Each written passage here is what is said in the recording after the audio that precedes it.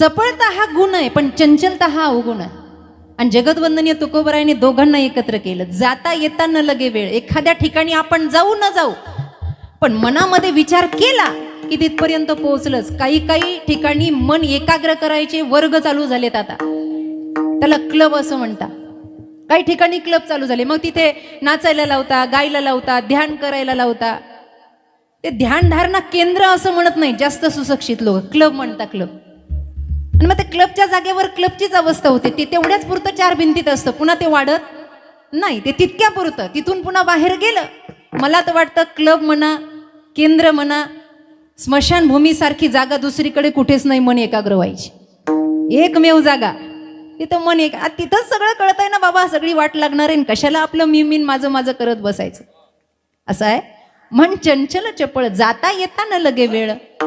मनाची अवस्था विकट आहे. एकदा एक राजा पर्यटनासाठी निघाला आणि प्रवास करता करता करता, आता पूर्वीचे राजे महाराजे, प्रवास करता करता त्याला एक बकरी दिसली. आणि बकरी दिसल्यानंतर त्याच्या मनामध्ये विचार आला. तो खाली उतरला. तास 2 तास त्या बकरीच्या अवतीभोवतीच फिरत राहिला. आणि मग त्याने निदर्शन केलं की किती चरते बरं ही, किती चरते, हिचं पोट भरत नाही का? जसं एकादशीच्या आदल्या दिवशी आपण चरतो. आमच्या मराठवाड्यात एक म्हण आहे, गाढवावाणी चर पण एकादशी धर. एकादशीच्या दुसऱ्या दिवशी आपण चरतो, आपल्याला कोणी थांबवत नाही. किती चरती बरं ही, किती चरती. राजा नुसता भक्तीच्या चरण्याकडे बघत नव्हता, तो तत्वज्ञानी होता. साधू संतांच्या संगतीत बसायचा. आणि कुठेतरी त्यांनी ऐकलं होतं की मन बकरीसारखं आहे. आपल्या मनाला भरपूर उपाधी लावलेल्या आहेत. मन मरकटासारखं आहे. मरकटस्य सुरापानम. माकडा इतकं मन चंचळ आहे म्हणे. माकड आधीच चंचळ, त्याच्यामध्ये त्याला दारू पाजली. सुरापानम. किती शांत बसलं असेल हो म्हणतात काय, किती उड्या मारत असेल. आणि त्याच्यामध्ये त्याला विंचवानं दंश मारावा, मग तर किती गोड वाटलं असेल अण्णा त्याला. आणि त्याच्या मानगुटीवर भूत बसावं, किती गोड. एवढं सगळं झाल्यावर माकडाचं पिलू जसं शांत बसणार नाही, तसं माणसाचं मन शांत बसणार नाही, इतकं चंचल आहे. राजानं विचार केला, या बकरीसारखंच तर आपलं मन आहे. ही एवढी खाते तरी हिचं पोट भरत नाही, आपण एवढं उपभोगतो तरी आपलं पोट भरत नाही. काय आहे याच्यावर औषध, काय आहे औषध? तो घरी राजवाड्यामध्ये आला आणि त्यानं प्रधानाला बोलून घेतलं. म्हणला, प्रधानजी, आता पुढे येणारा एखादा सोहळा कोणता आहे? तो म्हणला, तुमचं अभिष्ट चिंतन. म्हणले, मग ठीक आहे, माझ्या अभिष्ट चिंतनाच्या निमित्तानं घोषणा करा. एकानं बकरी आणायची, दुसऱ्यानं ती घेऊन जायची, तीच बकरी. त्या बकरीनं दिवसभर चरून आणायचं. सई सांजाच्या वेळेला बकरी दरबारामध्ये हजर करायची आणि बकरीच्या समोर लुसलुसीत चारा टाकायचा, हिरवं हिरवं गवत टाकायचं. त्या बकरीनं एक सुद्धा तिनका उचलला नाही पाहिजे अशी बकरी चरून आणायची. एवढं खाऊ घालायचं तिला दिवसभर की तिनं संध्याकाळी काही खाल्लं नाही पाहिजे. आणि जर खाल्लं तर 100 असुडांचे वार, कोडे त्या माणसाला सहन करावे लागतील. आता राजाच्या हातून कोडा सहन करायचा म्हणजे साधी गोष्ट आहे का? प्रधान म्हणले, चांगली योजना आहे. अभिष्ट चिंतन सोहळ्याच्या निमित्ताने घोषणा केली. गावागावात बातमी पोहोचली. बापाच्या जीवावर रिकामे बसणारी पोरं होती. ते म्हणले, चांगला पैसे कमवण्याचा धंदा आहे. राजा जर प्रसन्न झाला तर 10,000 सोन्याच्या मोहरा तरी देईन ना, आशा फेकून सहज. राजाला प्रसन्न करणं. भावेन देव कलया नरेंद्र, धनेन कांता कपटेचे शत्रू. हा, कला पाहिजे माणसाच्या अंगामध्ये. कला असली की आपल्या पंचक्रोशीतला राजा आपल्यावर प्रसन्न होतो. त्यानं सांगितलं. मुलं एकत्र झाली, एकेकाने नंबर लावला. ती बकरी न्यायची, रानावनामध्ये चरून आणायची. सई सांजाची वेळ झाली की बकरी दरबारामध्ये हजर करायची. मग राजानं तो लसलसीत चारा पाणी त्याच्या समोर ठेवायचा, कोडा हातामध्ये ठेवायचा, असा झटकवायचा. बकरीनं राजाकडे पाहायचं. राजाला वाटायचं बस आता पोटभर चरली बरं का. पण काही निमिषामध्ये, निमिष म्हणजे काय, पापणी लावण्याला निमिष म्हणतात, काही सेकंदामध्ये ती बकरी त्या चाऱ्याकडे यायची आणि तो चारा खायची. आतापर्यंत 100 ते 150 तरुणांनी मार खाल्ला. मग वडीलधारे म्हणले, आपला अनुभव, आपण वेगळ्या पद्धतीनं चोरून बघू. मग काहींनी थोडी चरवायची, थोडी पाणी पाजायचं. प्रत्येकाचा वेगवेगळा अनुभव आहे. मग वयस्कर माणसांना सुद्धा राजाने सोडलं नाही. नियम तो नियम, त्यांनाही मार खावा लागला. मग स्त्रिया आल्या, राणी वसली कोडा घेऊन. एवढं झाल्यानंतर सगळ्या गावानं मार खाल्ला, पण साधी बकरी कुणी चारू शकत नाही. पंचकृषीतून एक निरपेक्ष, निष्कपट, निरंकारी एक साधू महात्मा आले. आणि साधू महात्मा आल्यानंतर ते म्हणले, राजा तुझ्या या बकरीला मी चारून आणतो म्हणे. ते दोर हातामध्ये घेतला आणि बकरीला वनाच्या दिशेने घेऊन गेले. पण साधू एवढे चतुर होते, त्यांनी जाता जाताच बोराटीची काडी हातामध्ये घेतली होती. बोरीची ती काठी असते ना, त्याला सगळीकडून फुलं लागलेले असतात.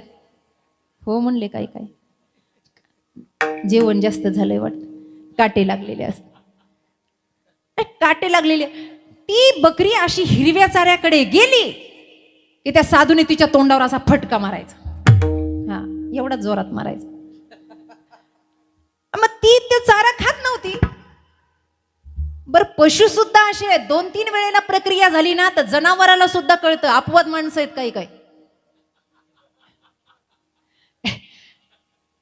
काही वेळेला 3-4 वेळेला प्रक्रिया झाली ना तर जनावर सुद्धा सावध होता. पण अपवाद माणसं आहेत काही काही, त्यांच्यापेक्षा दगड बरे महाराज म्हणतात. ते कधी सुधरत माणसावर होत नाही. आधी त्याच्यावर प्रयोग झाला, मग माणसावर हळूहळू व्हायला लागला. ऐका, बकरीला 4-5 वेळेला ठोके बसले. ती काय त्या घासाकडे, त्या चाऱ्याकडे जात नाही. भर दुपार झाली, तिच्या पोटामध्ये तिनका नाही, तरी सुद्धा ती त्या घासाकडे बघत नाही. सई सांजाची वेळ झाली, काही भागातून थोडं थोडं रक्त निघायला लागलं. साधू दयावान होते, ते म्हणले बस झालं, आता आजच्या पुरतं बस झालं, फक्त राजाला दाखवून द्यायचंय. कारण राजानं हा पण का म्हणला हे साधूला कळालं, जनतेला कळालं नाही. साधूला कळालं, कारण ते तत्वज्ञानी होते. महलामध्ये आल्यावर हे समाज जमला. ते म्हणले, अहो थोरा मोठ्यांनी कोडे खाल्ले, आता हा भगव्या कपड्यावाला साधू, यालाही मार खावा लागणार का? साधू बाबा म्हणले, मार खाईन तो साधू कसला? लोकांना वाचवतो तो साधू, ज्यानं साधवलंय ते साधू. अरे तो कशाला? तो म्हणलं, महाराज बकरीच्या समोर चारा टाका. बकरीच्या समोर चारा टाकला. तासन तास वाट बघितली, रात्र होण्याची वेळ आली, पण बकरीनं चाऱ्याचा एकही तिनका उचलला नाही. राजा उठला आणि साधूच्या चरणी प्रणिपात केला. सगळ्यांनी वाहवा केली. साधू महाराज जिंकले. आता काय भेटेल त्यांना? म्हणले, महाराज काय देऊ तुम्हाला, काय द्यावे तुम्हाला, काय देऊ आता? हे सगळं तुम्ही आम्हाला करून दाखवलं. बकरी चारली. ते म्हणले, राजा मला माहिती आहे मन एवढं चंचल आहे, हिचं पोट भरत नाही, मनाचं पोट भरत नाही, यासाठीच हा अट्टहास आहे ना? म्हणे हो. मग ऐक म्हणले, तुझ्या माहितीसाठी सांगतो, तुला वाटत असेल की हिला मी भरपूर खाऊ घातलं, तर आज सकाळपासून ही उपाशी म्हणले, हिच्या पोटात एकही तिनका नाही. अहो म्हणले, तरीही मन गेलं नाही? काही नाही म्हणले, माराच्या भीतीनं तिनं घास चाऱ्याकडे जसं पाहिलं नाही, तसं मनावर सत्संग कीर्तनाच्या माराचे आघात झाले, भगवंत दर्शनाचे आघात झाले की मन त्या विषयाकडे वळत नाही. विठ्ठल विठ्ठल विठ्ठल विठ्ठल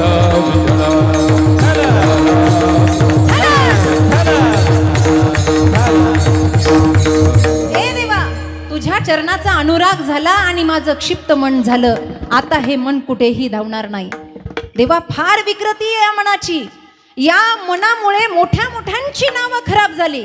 कुणाची? इंद्रा पडली भदे, चंद्र झाला काळा, नारद चुकला चाळा. माया का, पण ही माया ग्रासित करते मनाला. आणि नारदजींचं चांगलं चाललं होतं, पण उगाच लग्न करायचं मनामध्ये आलं. मन, हे मन इतकं आगाऊ आहे, मना एवढा आगाऊ कोणी नाही महाराज. पण असं आहे, माशी सगळ्या पदार्थावर बसते, विस्तवावर बसत नाही. तिला माहिती आहे विस्तवावर बसलं की आपली राखच आहे. तसं मन सगळीकडे फिरल, पण परमार्थात लागायचं म्हणलं, टिकायचं म्हणलं, ते नाही म्हणतं. कीर्तनात शरीर असतं, मन बसत नाही. मन बसलं, कबीर महाराज तर याच्याही पुढे सांगतात, कीर्तनात बसल्या बसल्या, भजनाला बसल्या. काही काही लोक उपासना करतात. आता 9 दाराचे 9 रात्र आहेत. 9 दरवाजे दसरी खिडकी बाजे अनुहात ढोल, तुझे रे राम मिले अनमोल, कबीर महाराज म्हणतात. 9 दरवाजे आहेत आपले. या 9 दरवाजातून कधी कोणत्या वेळेला प्राण निघून जाईल सांगता येत नाही. त्या 9 एक दरवाजाचं एक रात्र. आता हे स्मरण करत असताना आपण उपासनेला बसता. मग उपासनेला बसताना आपल्याला कधी मध्ये असं वाटतं आपली मांडी मोडावी, आपण उठून जावं, आपण काहीतरी खावं. मन तिथे लागत नाही. महाराज म्हणतात मन गया तो जाने दे, मत जाने दे शरीर. कथा कीर्तनात बसलं, मन गेलं, जाऊ द्या. त्या मनाला म्हणा, ए मना, जास्त नाक घेऊन फिरू नको. तू स्त्रियातही जायच्या लायकीचं नाही, पुरुषातही जायच्या लायकीचं नाही. कारण व्याकरणाच्या दृष्टीने मन हे नपुसक लिंगी आहे. तुला कुठे जायला तोंड नाही, कुठे फिरणार आहेस? आणि जिथे फिरायचं जा, गावाच्या चपला गोळा कर, मनाला म्हणायचं. तुम्ही नाही जायचं पण, तुला काय करायचं ते कर. मन गया तो जाने दे, मत जाने दे शरीर. शरीरानं उठायचं नाही. मग परिणाम असा होतो, मनाच्या संगतीला जर शरीर नसेल तर मन कितीही फिरलं पुन्हा भजनात शरीरातच येऊन बसतं. हा फायदा आहे, हा फायदा आहे. महाराज म्हणतात आता मन लागलं माझं, इतकं मन लागलं, आता ते रमणीय झालं देवा. ऐक ना देवा, आणि तुला सांगू का, अनंत जन्मीचं दुःख गेलं, माझा शिनभाग गेला, अभंगाचं दुसरं जन्म गेला.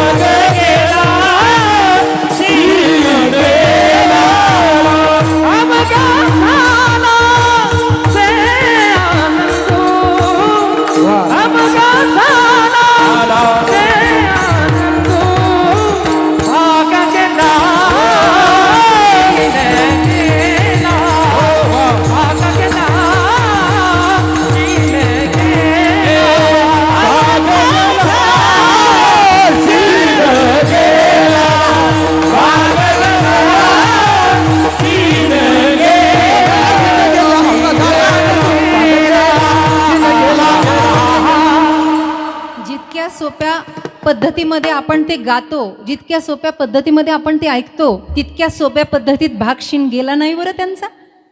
ते असं नाही झालं की एकदा चरण पाहिलं आणि भागही गेला आणि शिन गेला, असं नाही झालं. बेटी लागे जीवा लागलीसे असं, पाहे रात्रंदिस वाट तुझी. हे जे आहे ना, इथून सुरुवात झाली आहे तुकाराम महाराजांची. आणि तिथं गेलं, लागलं, बस झालं काम, असं होत नाही. तिथं ते रमलं पाहिजे, तिथं ते गुंतलं पाहिजे, वेडा झाला पाहिजे मनुष्य. तुकोबराय वेडे झाले, वेडे. जीवनातलं सगळं दुःख कमी झालं, भाग निघून गेला, शिन निघून गेला. अवघा आनंद कधी होतो माणसाच्या जीवनात? असं काय कमवलं म्हणजे अवघा आनंद झाला सांगा मला. गृहस्थ जीवनामध्ये कधी अशी कोणती गोष्ट तुमच्या लक्षात आली की अवघा झाला आनंद? झालंय असं कधी? बळजबरीनं होईना मानत हलवा, असं झालंच नाही कधी. आम्ही नेहमी सांगत असतो, एखादा क्षण असा आठवा, जीवनातला एक क्षण असा आला पाहिजे की मी एखाद्याच्या टपरीवर गेलो, मला करमलं नाही हो, आज दिवसभर झालो मित्राच्या टपरीवर गेलो नाही, अहो दिवसभर झालो आज गावच फिरलो नाही, अहो अख्खा दिवस गेला पण आज कधी कुणाची उचापतीच केली नाही. याच्यापेक्षा एक दिवस असा यावा, अहो आज हरिपाठ घेतला नाही ना, मला करमतच नाही, अहो आज भजनामध्ये माझं मन रमलं नाही ना, मला करमतच नाही, आज देवाला पाहिलं नाही ना देवघरातल्या, मला करमत नाही. अवघा झाला आनंद कधी होईल? कधी उपासना? नवरात्र उपासना चालू आहे, दरवर्षी आपण कीर्तन ऐकता. हजारोच्या संख्येनं कीर्तनकारांची वाढ व्हायला लागली आहे, स्पष्ट बोलते. पूर्वीच्या काळामध्ये एवढी कीर्तनकार मंडळी नव्हती, मोजकी होती, आणि ती त्यांच्या आचरण पद्धतीनं, परंपरा पद्धतीनं असायची. आता रोज नवीन एक कीर्तनकार आहे, रोज नवीन एक जण चिंतन सांगतो. तुम्ही म्हणता तुझं काय पोट दुखायला लागलं काय? माझं पोट नाही दुखत. कुठेतरी त्यातला एखादा सिद्धांत आपल्या मनाला आवडतो का? एखादी साधना त्यांची परिपक्व झाली आहे का? त्या साधनेबद्दलचं ज्ञान त्यांनी आपल्याला सांगितलंय का? आपण त्या मार्गाला गेलो का? पण आताच्या वर्तमानाच्या प्रवाहामध्ये फक्त ते असं झालंय, गर्दीच्या लोटामध्ये एखादा सुकडा माणूस कसा लोटल्यानं पुढं लोटत जातो, तसा परमार्थ चाललाय. चाललंय म्हणून चाललंय, करतोय म्हणून करतो. आमच्या वडिलांनी केलं, बस तेच आम्हाला करायचं. देवा ही माझी मिराशी, ठाव तुझे पायापाशी, असं म्हणताना तुकोबरायांचं वचन किती अनमोल आहे. किती किती प्रयत्न करावे लागले असतील, किती अट्टहास करावा लागेल, केल्याशिवाय त्यांना प्राप्त झालं नाही. आईन्स्टाईन नावाचा एक शास्त्रज्ञ होता, व्याख्यानं द्यायचा, विज्ञानाची त्याची प्रयोगशाळा होती, आणि प्रयोगशाळेमध्ये वेगवेगळे प्रयोग करून झालेले होते. हजारोच्या संख्येने महाराज त्याचे विद्यार्थीगण होते, आणि गावागावामध्ये रिकाम्या वेळेमध्ये तो व्याख्यान द्यायला जायचा. उदाहरण नीट ऐका, मला तुकोबांचं सांगायचंय. आणि मग एक दिवस दिवाळीचा काळ होता आणि पर्व काळाच्या निमित्तानं एका कोसो अंतरावरच्या गावावर व्याख्यानमाला ठेवलेली होती आणि यांनी आधीच शब्द दिला होता की मी व्याख्यानाला येईल. आता नेमकं असं झालं, थंडीचे दिवस, दिवाळीचा काळ, व्याख्यानाला जायच्या अगोदरच हे आजारी पडले.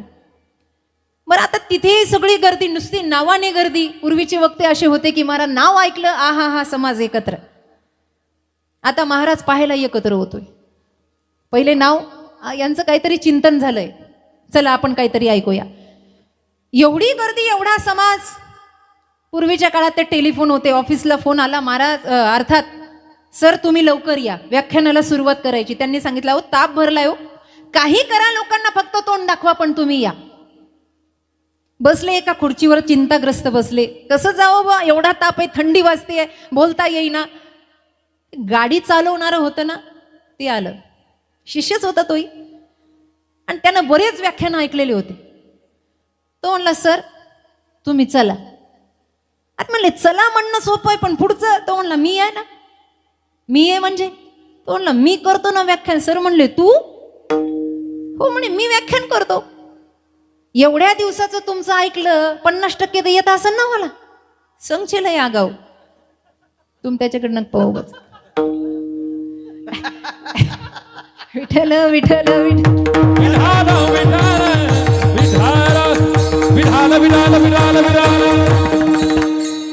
काहीतरी येत असेल ना मला, काहीतरी तुमचं चाल ढकल करतो. तुम्हाला अर्ध्यात बरं वाटलं तर तुम्ही उठून बोला, नाही तर मी सगळं धकवून घेतो. बघ बरं म्हणले, मी कधी तुझं ऐकलेलं नाही. तो म्हणला आज ऐकून बघा. तेवढं मी करू शकत नाही म्हणल्यावर काय आहे. आता असं झालं, तो म्हणला सर एक रिक्वेस्ट आहे फक्त. काय? माझे कपडे तुम्ही घाला आणि तुमचे कपडे मी घालतो. ठीक आहे म्हणे. आज चालवायला, गाडी चालवायला दुसरा नेऊ म्हणले, काही हरकत नाही. सर मागे बसले, हे शेजारी बसलं, गाडी चालवायला एक जण गेले. फटाक्याच्या धुरांमध्ये, लढींमध्ये स्वागत सत्कार झाला. हे तर रडायच लागलं, सर तुमच्यामुळं बघा किती झालं. सर म्हणले भांड फोडू नको, जमतंय का बघ अजूनही, नाही तर इथून माग लोक दगड मारतील म्हणे. सर दगड मारू देणार नाही, काही होईल पण मी करणार म्हणले व्याख्यान. व्यास मंचावर गेले. व्यास स्टेज असं सजलेलं होतं सगळं, एवढं थाटामाटात सत्कार झाला. याला कधी एवढे फुलाचे हार घ्यायची सवय नव्हती. एवढा सत्कार सोहळा स्वीकार, हे आपलं आताची घडी कोपऱ्यात उभं राहायचं. मग त्यानं खुणवलं. सर म्हणे तुम्ही जाऊ नका, तुम्ही इथं बसा. सरला असं बसवलं. आता ते साध्या भोळ्या कपड्यावर सर बसलेलं, हे चांगल्या कपड्यावर उभं राहिलं माईक जवळ. आणि मग सुरुवात ते अंत असं खाडखाड कॅसेट लावल्यावानी बोललं, आणि एवढ्या टाळ्या पडल्या त्याच्या बोलण्याला. सर गदगदीत झाले. म्हणले बघा याला म्हणतात म्हणे समयो जाना समय. काय समय साधला म्हणे यानं, आणि माझी जागा पूर्ण केली. आज माझं नाव खराब झालं असतं म्हणले एवढ्या सगळ्या माणसासमोर. सरांच्या व्याख्यानापेक्षा टिबल टाळ्या याच्या व्याख्यानाला पडल्या, आणि एवढा गाजावाजा झाला. हा हा, लोक म्हणले काय व्याख्यान केलं सरांनी. कुणी पाहिलेलं नव्हतं, फक्त फोनवरचा संपर्क होता म्हणून सगळं जमलं. ते व्याख्यान झालं, याला घाम फुटला, आणि हा घाम पुसत खाली बसणार. त्या व्याख्यानामध्ये सगळेच साधे बोळे नव्हते, 3 विज्ञानाचे तज्ज्ञ बसलेले होते. आणि त्यांनी हे सगळं व्याख्यान ऐकल्यानंतर ते स्टेजकडे आले आणि ते म्हणले सर आम्हाला एक शंका आहे. शंका म्हणलं की यांनी सरांकडं पाहिलं. म्हणे काय शंका आहे? विज्ञानाचा हा हा प्रयोग असा असा आहे, अणू रेणू वगैरे वगैरे. त्यांनी त्या शंका विचारल्या. याला कुठे येत आहे, हे लागलं तर मग करायला. पण जाग्यावर याला एक युक्ती सुचली, आणि तो म्हणला असे चिल्लर चाल्लर प्रश्न विचारित जाऊ नका, याचं उत्तर तर आमचा ड्रायव्हर देईन म्हणे. कोण? असे काय चिल्लर चाल्लर विचारता म्हणे, हे खाली बसलेले आहेत ना, हे ड्रायव्हर आहे म्हणे आमचे, हे उत्तर देतील म्हणे. मला असे चिल्लर प्रश्नाचे उत्तर द्यायला वेळ नाही म्हणे. गेलो उठून निघून. यांनी शंका निरसन केलं. लोक म्हणले बघा ज्यांचा ड्रायव्हरच एवढा हुशार आहे, ते मालक किती हुशार असेल ना, आपण त्यांच्याकडे प्रश्न घेऊन गेलो म्हणे. हे सगळं झालं, आणि सगळं झाल्यावर ते गाडीत बसलं. सर म्हणले अरे तुझ्यावरून हात फिरवाव, नजर काढावं म्हणे, काय जमलं तुला? तो म्हणला सर पण ते 3 प्रश्न नाही ना जमले. का रे म्हणे त्याचे उत्तर दिले नाही? तो म्हणला सर त्याचे उत्तर येत असते तर तुमच्या गाड्या कशाला धुत बसलो असतो. मी सुद्धा वैयक्तिक व्याख्यानं केली असती ना. तुम्ही काहीतरी सिद्ध केलं, काहीतरी प्राप्त केलं, काहीतरी अभ्यास केला, म्हणून तुमचं नाव एवढं मोठं आहे. जगदवंदनीय तुकोबरायांचंही असंच आहे. काहीतरी केलं, काहीतरी त्यातून सिद्धत्व आणलं. आणि म्हणून देवाच्या चरणी एकाग्र झाल्यावर महाराज म्हणतात, माझ्या जीवनातला शीन भाग आता निघून गेला, अवघा झाला आनंद. कधी आनंद होतो?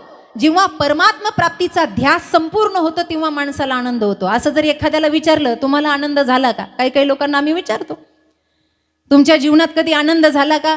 ते म्हणत असतात, लग्नानंतर पहिल्यांदा मुलगा झाला, आम्हाला आनंद झाला. आणि मग त्या आनंदाने तुम्ही काय केलं? गावभर पेढे वाटले, साखरपान वाटलं, सगळ्यांना वाटलं, कोणी सोडलं नाही. बर, मग आता तो आनंद कायम आहे का? ते म्हणतात, कसला आनंद? कार्ट नास्तिक निघालं, नसतं जन्माला आलं तर बरं झालं असतं. म्हणजे त्यावेळेला जो आनंद झाला तो आनंद आता नाही. आपल्याकडे येणारा आनंद हा चिरकाळाचा नाही, हा नश्वराचा आहे. शाश्वताचा आनंद जगतवंदनीय तुकोबरायांना झाला. त्या आनंदाचं कारण अभंगाच्या तिसऱ्या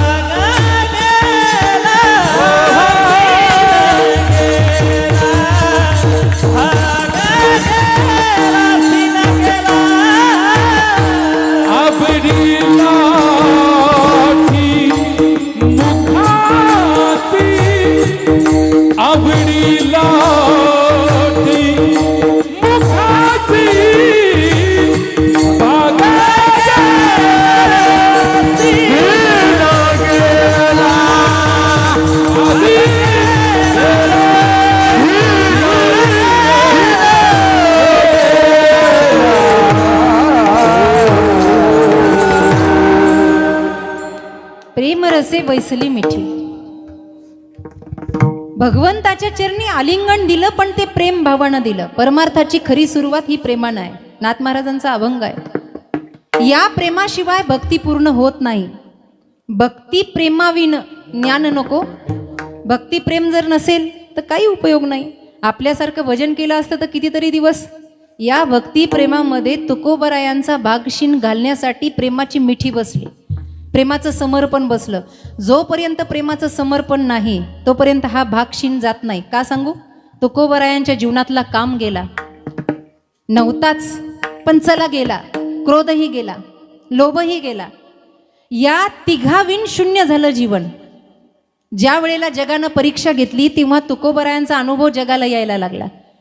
धर्म मार्तंडांनी वेगवेगळे प्रयोग केले तुकोबरायांना गुंतवण्याचे. एखादा व्यक्ती कशातच गुंतला नाही तर त्याला स्त्रीमध्ये गुंतवायचं, त्याच्या पाठीमागे काहीतरी कारण लावायचं. आणि म्हणून त्या मंजिरी नावाच्या वेशेला लोकांनी धन दिलं, गणिकेला सांगितलं. तुकोबरायांनी सांगितलं, अरे बाबा, या छंदात आम्ही गुंतणारे नाही, जा ना बाई, कशाला वेगळा प्रयास करते. तुकोबरायांच्या जीवनातला क्रोधही निघून गेला. एवढी लोक पाठी लागली, तुकोबरायांना राग आला नाही. तुकोबरायांच्या जीवनातला लोभ निघून गेला. त्रिविध तापाची झाली बोळवण, आपण दत्तात्रयाच्या आरतीमध्ये म्हणतो. हे सगळं गेलं. कामी ही जिमी पियारी जिमी, लोभी ही प्रिय जिमी दाम. तुकाराम महाराज म्हणतात, काम्याला काम प्रिय आहे आणि लोभ्याला धन प्रिय आहे, पण तुकारामाला फक्त राम प्रिय आहे. रामाशिवाय तुकोबराय जगू शकत नाही. संपूर्ण समर्पण बसलं. आणि एक गोष्ट लक्षात ठेवा, प्रेमाचं समर्पण बसल्याशिवाय भगवंत सुद्धा कृपा करत नाही. एक कथा सांगते, एकदा भजन करा. विठ्ठल विठ्ठल.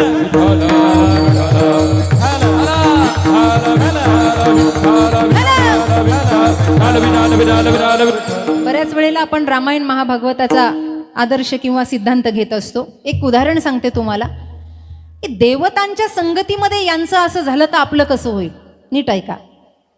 वाली आणि सुग्रीवाचं युद्ध प्रसंग आहे. आणि सगळ्यांना माहिती आहे की सख्खे भाऊ आहेत, पक्के वैरी आहेत. त्या वालीच्या भीतीनं सुग्रीव निघून गेला. तो वाली इतका महाभयानक होता अण्णा, की त्या काळामध्ये हनुमानजीपेक्षा शक्तीमध्ये वाली मोठा होता. आणि जेव्हा रावण गाजावाजा करायला लागला ना, तेव्हा रावणाचं मुंडकं 6 महिने वालीनं काखेत दाबून ठेवलं होतं. वाली मोठा होता. वालीची एक ललकार ऐकली आणि सुग्रीवानं गदा टाकली आणि धावत निघून गेला. बसला तर कुठे जाऊन बसला? ऋष्यमुख पर्वतावर. आता तिथे गेल्यावर सगळं वानर सैन्य होतं. सगळ्यांना असं वाटायचं की हे खऱ्या बाबतीमध्ये सत्य मार्गावर आहे, यांना मदत करावी, पण ताकद नव्हती वालीच्या समोर जायची. भगवान प्रभू रामचंद्र आले, भैया लक्ष्मण आले, मग अग्नी प्रगट केला. हनुमंतांनी त्यांची मैत्री करून दिली.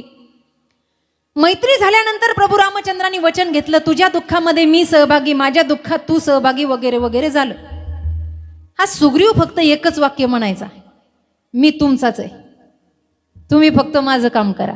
आणि असं कोणी म्हणलं ना, मी तुमचाच आहे, लवकर विश्वास ठेवला नाही पाहिजे, निदान पंचवार्षिकलं तरी. मी तुमचाच आहे, मी तुमचाच आहे. आपलं कुणी नसतं ना, मी तुमचाच आहे, मी तुमचाच आहे. राम म्हणले, का रे हनुमंता, हा तुमचा तुमचा म्हणतो, पण हा काही आपला नाही.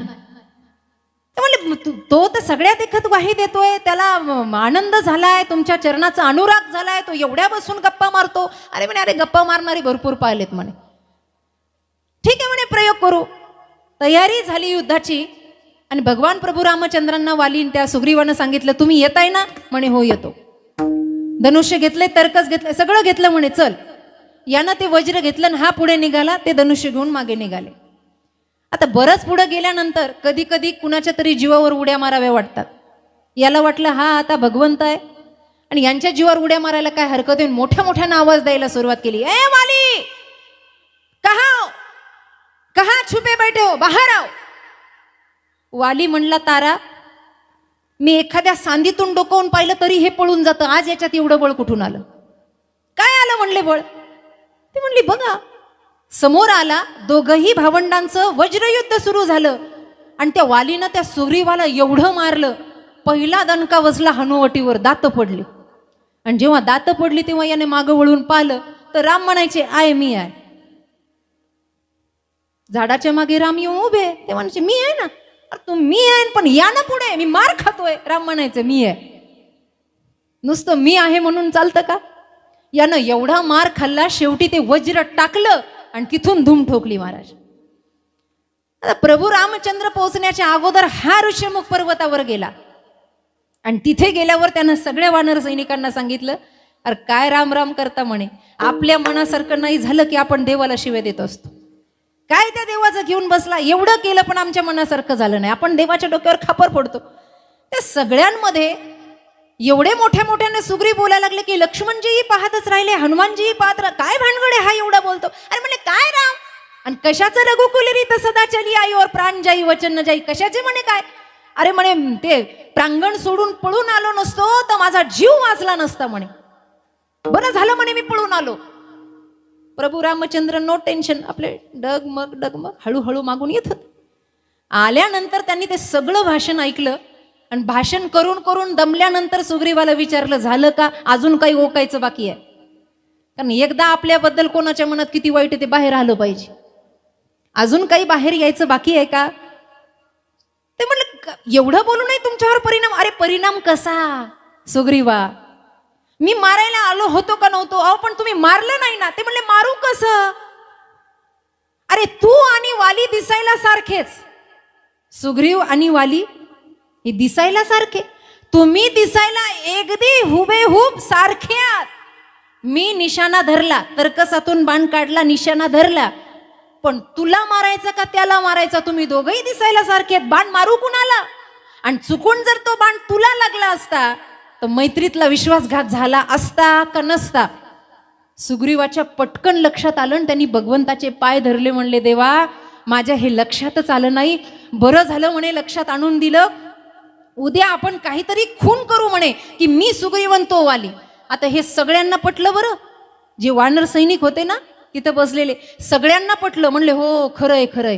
पण हनुमान फार चतुर, त्यांनी देवाला बाजूला घेतलं. ते म्हणले, देवा येड्यात काढायचं तर येणला काढा, मला काढू नका. प्रभू रामचंद्र म्हणले का रे? म्हणे तुम्हाला खरंच मला माहित नाही सुग्रीव कोणता आणि वाली कोणता? तुम्ही तर सृष्टीचे निर्माते आहात. तुम्हाला माहित नाही का वाली कोणता आहे आणि सुग्रीव कोणता आहे? तुम्ही जाणून बुजून केलं ना. ते म्हणले अरे गड्यानो, हा फक्त म्हणतो तुमचा आहे, यानं माझ्यावर प्रेम केलं नाही, याने समर्पणही केलं नाही.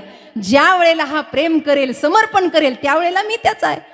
आणि मग रात्री ही बातमी जेव्हा सुग्रीवाच्या कानावर गेली, ती मी मेली कंठ सुमनपई माला, एक माळ तयार करण्यात आली, ती सुग्रीवांच्या गळ्यात घालण्यात आली. आणि मग प्रभू रामचंद्र म्हणले ऐका रे, ज्याच्या गळ्यात माळ तो सुग्रीव आणि ज्याच्या नाही तो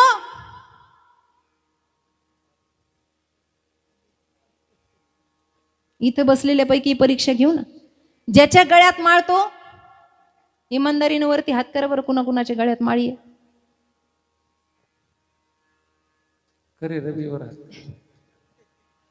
जेना घालती तुळशी माळा, गोपी चंदन लाविती टिळा, शरण निगती गोपाळा,